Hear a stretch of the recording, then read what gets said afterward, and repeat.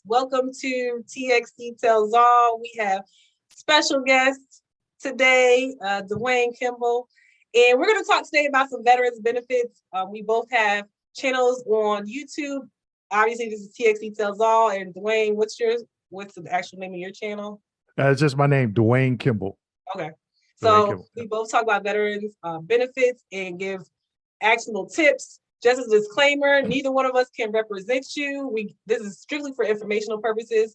Although I'm an attorney, this does not establish an attorney-client relationship. We will leave some information in the description box of resources for other lawyers or veteran service officers if you want to employ them to help you with your veterans claim before the VA. So just want to put that out there before we jump in. The topic today is going to be 3 do's and don'ts of the VA claims process. I'm going to kind of tell you what you should do, what you shouldn't do. There are a lot of questions, there are a lot of options out there. Dwayne and us both have a whole playlist about veterans benefits, so check that out too. And if you're not currently subscribed, hit the subscribe button for both of us and hit that thumbs up. What it does is pushes out the video to the YouTube algorithm so that it's widely received and received by other veterans like yourself. So got that out of the way. All right, Dwayne, you want to start off with the first do and don't of the claims process? Sure. I would say the first do of the VA claims process is for veterans to, one, be educated, but understand and be educated on the 5 ways of service connection. You know, when it comes to pre-service aggravation, direct service connection, increase for service connection, secondary, and presumptives. You know, presumptives covers Agent Orange. You got the 1 year, 3 year, 7 year presumptives, Camp Lejeune contaminated water, Gulf War presumptives, and a lot of veterans miss that. And that's something, when I filed my first claim, that's something I missed because someone said, "Hey, you're a vet? Yeah, you filed a claim. Nope. What can I claim? Claim everything that hurt." I was like, okay, and that's what I did. And that was about it. You know, a few days later, when I found out about the 5 ways of service connection, I knew half the things that I claimed I wasn't going to get service connected for. So I say the first do is just being educated, but understanding the first step. And I had a 2 series of videos, like step 1 of the VA claims process I did last year and the year before. And the first step was understanding the 5 ways of service connection. And then what you're claiming, where does it fall? Each condition you're claiming, where does it fall under one of those 5 ways of service connection? Okay. I know personally when I've been helping veterans for the last 10 years or so, and I know I used to say, I wish I could have gotten to these people when they first get discharged from service. It makes the claims process so much easier. Although you can still get approved for claims even if you claim for years after service, it makes the process so much easier when you get discharged. Don't say nothing hurts when some things hurt. I know some veterans say like, well, I don't want to say anything is going to delay me getting discharged. And I just say, I didn't say anything hurt. But then later on have to explain why they marked nothing on their reported medical history on their discharge separation. You got some explaining to do, right? So I used to say, like, I wish I could reach the veterans right when they get out and tell them, you know, find everything that can be wrong, claim it from the beginning, so that way there's a consistent history of evidence, that there's no contradictory statements. Just like Dwayne said, there's many ways you can get service connection, so find that out when you first get out, and you can kind of have it get in and out. So I appreciate you bringing up that point, because that's something that I think if more people pass the word on, like pass it on to your friend who's still active duty or things of that nature, so that you can make, even if it wasn't easy for you, can make somebody else's journey a little bit more easier too. And I know there's a discharge on benefits. Is it BDD, benefits discharge delivery.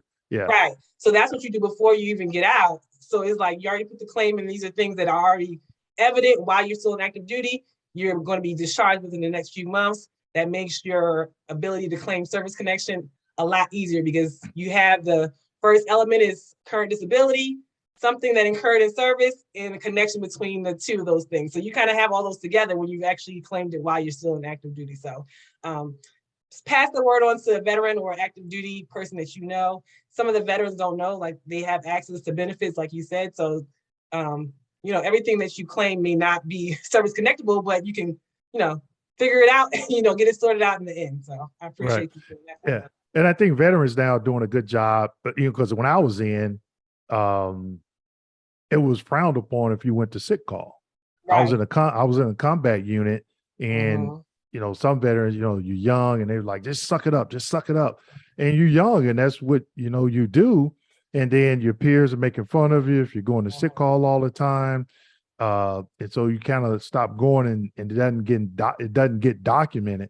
But I think I've been seeing a lot of veterans now. They're like, oh, I'm going. But back when I was in, I remember the first sergeant coming down saying, "Hey, what's wrong with you?" And you tell them, "Hey, get up, get out of here, go home, take a shower, get back to first formation." And that's just what you did, But I think now veterans, they know more about. They're a little bit more educated on the system, active duty service members. But still, you brought up a good point. Just making sure you get it documented, especially if you're still on active duty. Right. And you brought something else up that I wanted to say before we went on to the next one about the combat presumption. So you mentioned other ways you can get service connection, and presumptive, there's herbicide, like you mentioned, and Kit Lejeune and things of those nature are presumptive, but combat presumptive is something that's often overlooked, because if you have on your DD-214 shows that you have some kind of combat, the VA knows that when you're in combat, sometimes you can't stop and get actually officially treated by some place or somewhere. This may not be documented. So if it shows that you are in combat, you can have the presumptive that something happened during service. Now, you still have to prove the current disability, and you still have to prove the connection to service, but you don't have to prove that middle element of incurred in service as far as like something happening, because they know it may not be a record of something of someone who's in combat. So combat presumption, don't lose out on that. Make sure the RO who's dealing with your claim knows that you have the combat presumption if it's all shown on your DD-214. So right. And that would be, I think that would be considered the link that, the combat. But it goes into something else. I was going to say, one of the dues of you being, helping being successful with your VA claim is knowing how to word it. So just when you say a combat, how do you word that? If you're claiming like a right knee condition and you slipped and fell, when you're in Afghanistan or Iraq, and you didn't get a document, how do you word that? Because you just say, hey, I'm claiming the right knee condition, that initial VSR, they're going to go right to your service treatment records. Nope, it's not in there. Right. Send it to the rating activity, and then it gets denied. But like you said, understanding the combat, and then asking, hey, I sustained this in combat, didn't get reported. Can you concede it based on me having combat deployment? Right. So, okay, so let's move on to the next one. If you have any comments, put it in the comment section. We try to check the comments so that we can respond, and we may actually do more lengthier videos in the future, or a video on your particular topic. So make sure you comment in the comment section. And also, I always want to know, like, what branch of the military did you serve in? So comment in the comment section and say what you served in. Dwayne, which branch of the military did you serve? I was in the Army. United States, okay. United States Army. Okay. So I like to hear where people are coming from and their experiences. So make sure you put that in the comment section as well. I'm going to hop to number 2. So the number 2 do's and don'ts of VA claims process is the effective dates. And usually effective dates, whether it be for service connection or increased rating, can vary, but usually it's the date that you submit a claim. So let's say you submit a claim in 2000, your effective date is not going to be earlier than 2000, because that's when you put VA on notice of a particular disability that may be connected to service. Even if that disability existed before 2000, VA was not on reasonable notice that you had any inkling that it was related to service, so VA would not give you an effective date that's earlier than the 2000 date that you submitted your claim. Conversely, in increased ratings, you can possibly get an effective date that was before the date of the claim of your increased rating, if there's evidence that within 1 year of you submitting the claim, that there was an increased rating. So let's say you can submit it in January 2000.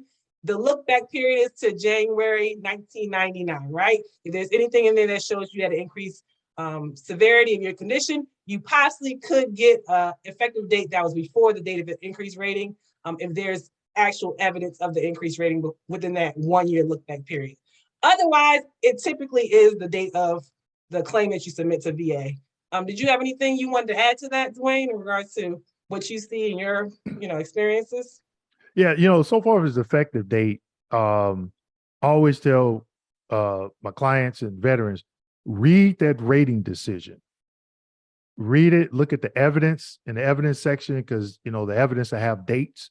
And then in the narrative, for the reason for decisions, it'll have the effective date, and they have to explain why they granted that effective date. You brought up an increase. So it's date of claim, DOC, date of claim, date fax file, date of intent to file. It could be many different effective dates, but just being educated and understanding why they granted that particular effective date. I know before we came on, I showed you my claims file. And when I filed my appeal back when it was called appeals, now it's high level review, I took that in there to the appeals. And I was like, hey, you all gave me an effective date, and went back 2 months, and you're supposed to go back 2 years. But I had a copy of that 4138 that was date stamped from my regional office, and that's how I won my early effective date. Some veterans, they'll go in appeal and they just start talking, and your message gets lost. It's not what you say, it's what you can prove. So having a copy, I kept a copy of everything that I sent the VA, and a copy of everything that the VA sent me, and had dates on it. So when I questioned the effective date, it was full transparency. So definitely understand, that's you want to understand why they granted that effective date, because that could affect your retro. Right. You could be leaving, dollars on the table. So definitely it's a good point. Right. Okay. Let's move on to the last point. We're going to talk about when you get a CMP exam, compensation and pension exam, and you're ordered to get an exam, and some do's and don'ts of that. Do you want to start this time, or do you want me to start? Yeah, I'll start this one off. It's when you get called, when the veteran gets called from LHI, QTC, VA service. I haven't seen a VA medical center exam in probably like the last year or two, but when they call the veteran or send FedEx packet or UPS package saying, hey, you've been scheduled for an exam to come on this date. I think the first mistake veterans make is when they call to confirm that appointment, they don't ask, hey, what exams am I reporting for? So if they're claiming PTSD, tinnitus, or hypertension, diabetes, or whatever, what exams am I reporting for? So that way it's not a surprise when you get there of, what what the exam should be. So just understanding, hey, what exams am I reporting for? And more so, you take it even further, looking at the diagnostic code criteria for that particular condition, so if it's migraines, do you meet the 0, 10, 30, or 50% criteria? So when you get to the exam, you're able to reasonably articulate your symptomology as it pertains to what, migraines or whatever condition that you're claiming. Right. That's important. That's good. Those are good points you brought up, because this is what you're going to be rated under. And if you're saying the right words, then the examiner will translate that to the DBQ, and the rater will see that. And eventually, if it gets appealed, is also seen by the Board of Veterans Appeals. So you want to make sure that the record is clear about what your symptoms are, and how they link up to the actual rating code, which is what they're going to be rated under. So, excuse me. I have one more thing to the do's and don'ts of CMP exam.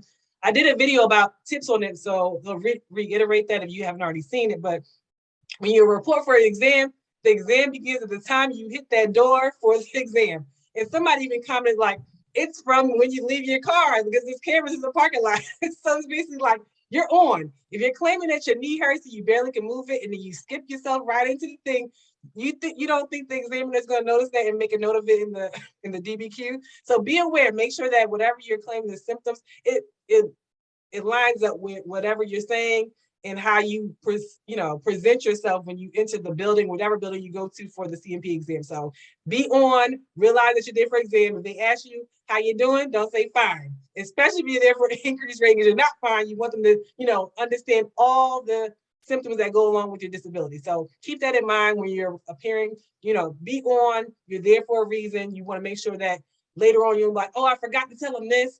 have a list of everything that you feel that is bothering you so that you can portray that to the examiner. So that's all I have for that part. Did you want to add something, Dwayne? Yeah, just as a as a fun note, when you mentioned from the parking lot, and I can remember I was when I was at the VA rating, and I had a coworker show me his exam, and the doctor stated veteran got out of his car, named that type of car.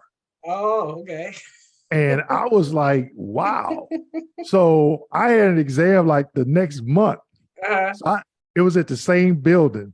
So I remember parking my truck on the side of the building where there was no windows, and I was scaling the wall like this, you know, going into the exam, because I'm like, are they looking out the window, you know? So it's funny that you mentioned that, but I even remember an examiner was playing tricks. I felt that they were playing tricks because I was going in for I think it was my low back or something. So, you know, here in Florida it was hot. So I show up with, you know, flip-flops and shorts on. And he says, take your shoes off. But he didn't look at me when he said it. So I just kicked my flip-flops off. And he looked down, he said, okay, put them back on. So I was like, okay, that's kind of weird. And he's like, okay, now we're going to measure your range of motion. And the light bulb went on. He was trying to get me to bend over on top of my shoe to see what kind of range of motion that I had. And I was just sitting there. I was just like, wow. You know, I couldn't really, I couldn't concentrate on the exam because I'm like, did he just try to, you know, do that to me? But yeah, just, you know, just knowing, I always tell people, you know, one, be truthful. Go in there and be truthful, explain, you know, to the best of your knowledge. But if you know why you're there, the diagnostic code criteria, and even if once I think about it, and I tell clients or, you know, for other subscribers or people that follow me, if I had to do it over again, I would probably go in there with a DBQ with the actual exam, because if you're, especially one that may be a little bit more complicated, because what I've been hearing veterans say, oh, they only asked me 2 or 3 questions. I'm like, the rating activity don't know how many questions they ask you. They're going off of the information that's on the form. So I also remember examiner saying, is there anything else that you would like to add? Oh yeah, you didn't ask me this question, you didn't ask me this question. So let's go, you know, so it just goes back to what we've been talking about, being prepared, being educated, some of the do's, some of the don'ts, and just knowing, hey, this is what I'm here for. This is what I'm claiming, how I'm claiming it. And, you know, it should turn out in your favor. Well, that's all we have for today. Thank you, Dwayne, for joining us and giving some good information on the do's and don'ts of the claims process.